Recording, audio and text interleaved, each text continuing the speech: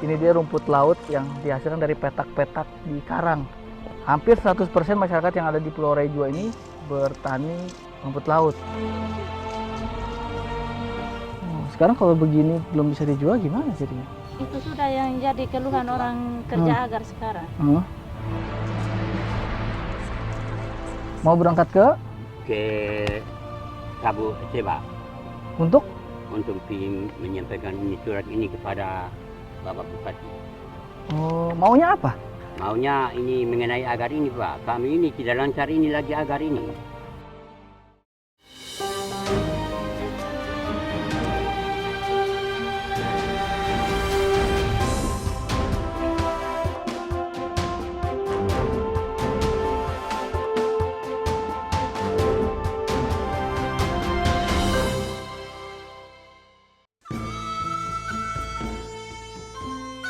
Kabupaten Sabu Raijua, sebuah daerah di Nusa Tenggara Timur yang terpisahkan lautan dari ibu kota provinsi di Kupang.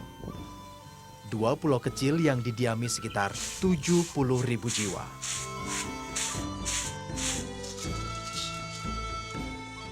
Baik di Pulau Sabu maupun Raijua lekat dengan kata kekeringan. Kemarau di sini bisa lebih dari 8 bulan. Akibatnya, pertanian menjadi hal yang cukup langka di Sabu Raijua. Masyarakatnya harus mengandalkan keahlian lain agar tetap bisa hidup. Seperti masyarakat Kepulauan Nusantara pada umumnya, mereka yang tinggal di Sabu pun sebagian besar hidup dari laut. Alam telah menyediakan garis pantai yang cukup panjang bagi masyarakat Sabu Raijua. Hidup dari laut pun ternyata tak melulu menjadi nelayan. Mereka justru menjadi petani.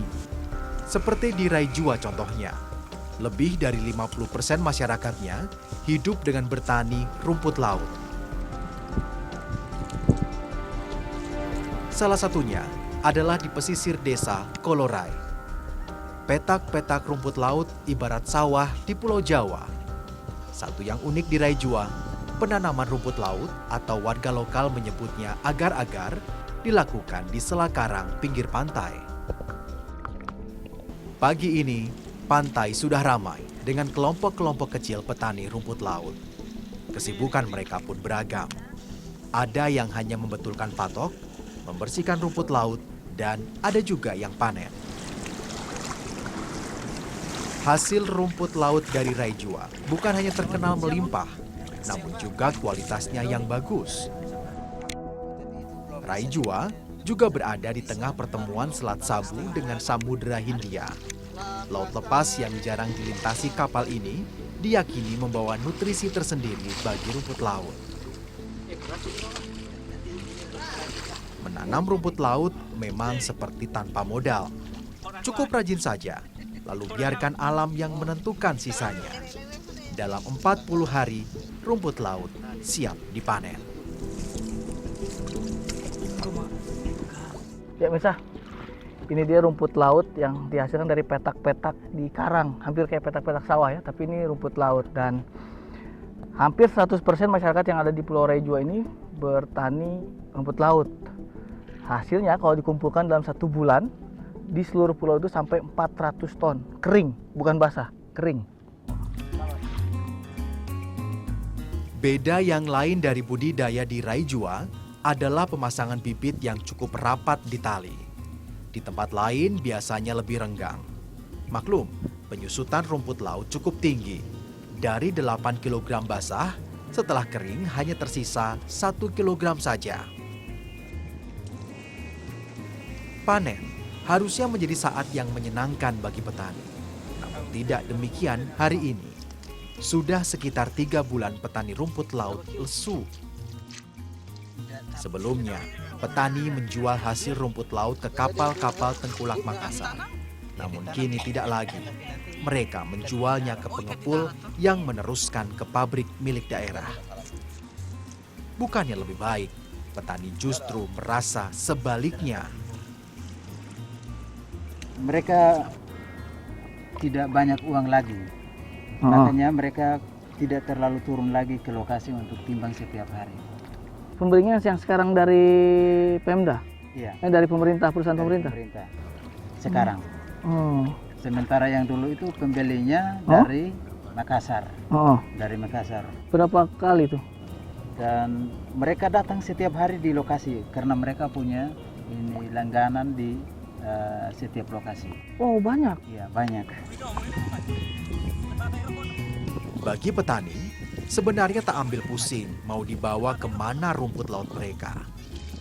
Namun, kenyataannya pendapatan mereka justru tersendat karena pembelian pemerintah tak lancar. Yang membuat berat salah satunya karena petani agar-agar menjadi pekerjaan utama warga yang bisa digarap sepanjang tahun. Mengingat bercocok tanam di Raijua menjadi hal yang sulit.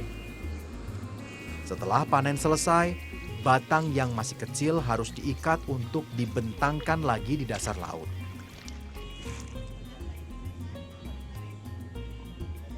Hasil hari ini tak cukup banyak karena permintaan dari pengepul pun tak seberapa. Sebelum tengah hari, kami sudah kembali ke pantai.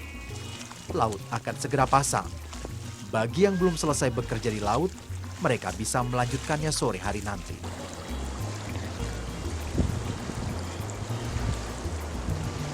Setelah panen, petani masih harus menjemur hasil mereka selama 2 hari.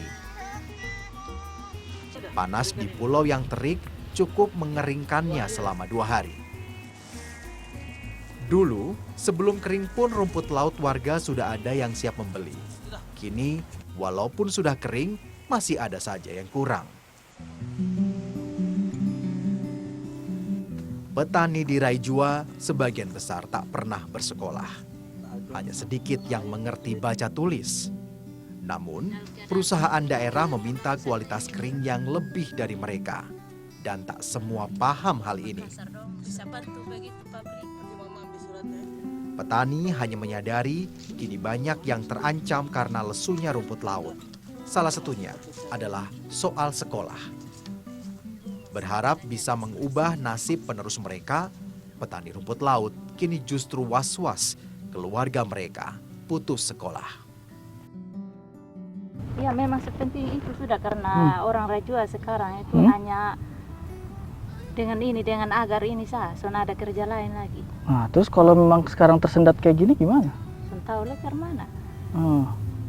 Anak-anaknya gitu gimana? Kalau anak-anak yang sekolah sekarang itu dong sudah orang tua sudah terbatas begitu dengan keuangan yang dong dapat sekarang dari agar ini karena agar ini sudah begini.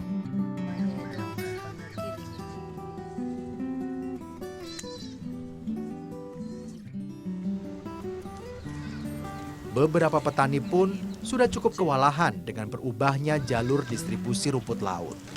Mereka akhirnya memberanikan diri mempertanyakan ini pada pemerintah.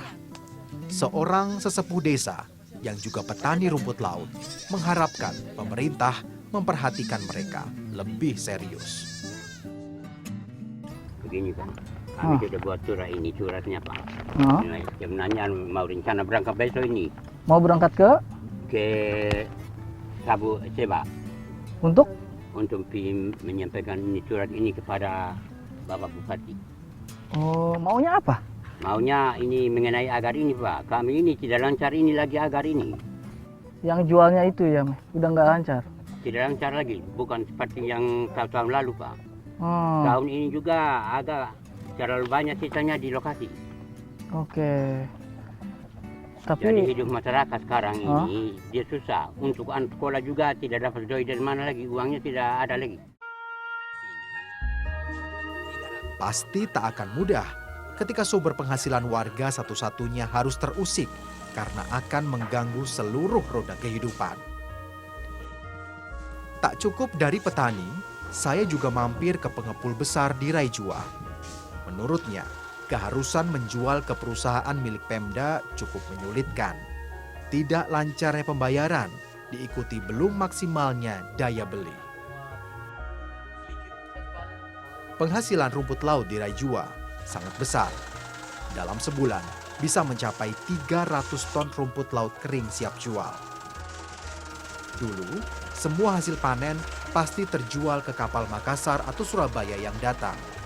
Namun kini, dengan pemerintah, 1 bulan tak sampai setengahnya yang diambil. Pedagang berharap banyak dengan pemerintah. Mereka tak masalah menjualnya kemana saja. Namun jangan sampai dibatasi, karena rumput laut yang menumpuk juga bisa rusak. Pegiat rumput laut hanya berharap mereka masih bisa menjual sisa panen yang tak tertampung ke kapal-kapal luar. Pabrik ini biar saja berjalan seperti sekarang. Oke. Ya, dia butuh 20 ton per minggu, itu boleh. Kita antar saja sesuai dengan kebutuhan pabrik, karena pabrik ini juga miliknya orang Sabu. Ya, saya menganggap ini bukan milik pemerintah, ini milik orang Sabu semuanya. Jadi saya dukung juga itu. Cuma yang saya minta itu waktu itu barang yang sisa tadi. Misalnya dari 80 ton per bulan, maka 120 ton itu tersisa. Dari 120 ton itu, mau saya itu harus dikirim keluar. Ke Makassar itu ya? Ke Makassar atau ke Surabaya. Oke. Supaya jangan terhambat ekonominya kita di Sabu ini. Perjalanan Indonesiaku mendalami alur rumput laut di Sabu Raijua belum usai. Saya datang langsung ke pabriknya di daerah Biu, Sabu Timur. Disinilah rumput kering akan diubah menjadi barang setengah jadi. Pabrik ini baru resmi berjalan 1 bulan. Pengolahan bahan baku pun baru terbatas 1-2 ton saja sehari. Padahal peralatan mereka siap untuk 10 ton sehari. Beragam kendala masih menyelimuti pabrik yang menjadi mimpi besar pemerintah ini. Mulai dari air hingga listrik menjadi alasannya. Pabrik ini masih butuh waktu yang cukup panjang agar bisa bekerja maksimal. Mungkin jika terus begini, petani di Raijua harus sabar lebih lama. Pengolahan yang hanya tonase kecil sehari tak sebanding dengan ratusan ton rumput laut kering dari Raijua. Itu belum ditambah dari hasil tani lain di Pulau Sabu Besar yang juga tak terhitung jumlahnya. Pengelola pun mengakui belum maksimalnya pabrik yang baru seumur jagung ini. Beberapa bahan baku dari petani pada akhirnya dijual mentah lagi ke pedagang besar di Makassar dan Surabaya. Salah satu cara pemerintah Sabu, mereka selain memproduksi ETC juga menjual raw material agar tetap bisa membeli dari masyarakat. Oke. Emang kalau nggak dijual kenapa? Kalau tidak terjual kan ya dengan kondisi produksi kita sekarang bahwa kita masih produksi dengan sedikit begini. Makanya untuk antisipasi supaya jangan overstock di gudang.